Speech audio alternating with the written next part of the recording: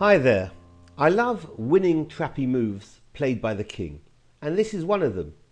My database has this trap appearing 16 times, and I'm naming it after the highest rated player who played it.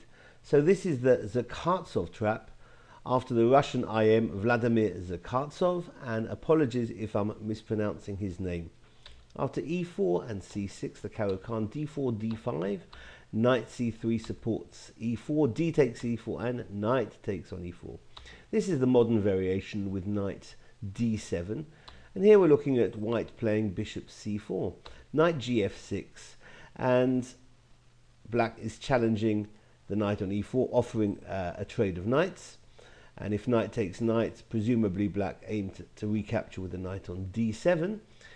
And here white can violate the opening principle of never moving a piece twice in the opening, because here it's sort of acceptable. Knight g5 targets the pawn on f7, e6 defends, queen e2, the queen moving to the e-file, and that pawn on e6 is being targeted 3 times, so possible sacrificial lines there. At knight b6 releases the bishop on c8, which defends e6, and the knight is hitting the bishop now on c4. If instead of knight b6, if black would have tried h6, then there is a sacrifice by knight taking on f7. That loosens up the pawn on e6, and white will be winning after king takes f7, queen takes e6 check, because king g6 will be met by bishop d3, sending the king to h5, and queen h3 would be mate. So backing up, instead of h6, black played knight b6 far better.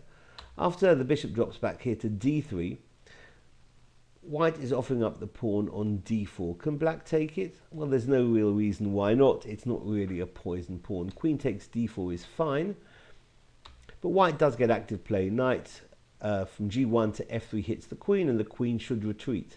But if black tries to be flashy here and smells a sort of trap in his favor with this move, bishop b4, then black is losing.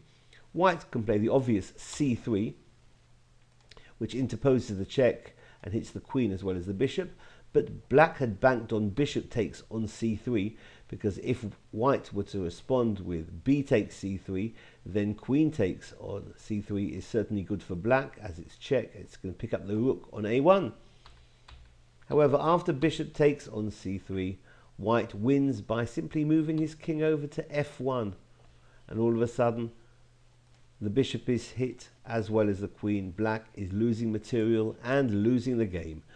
So this has been the Zakhartsov trap in the Caro Kann. Hope you found it useful, and thanks for watching. Bye bye.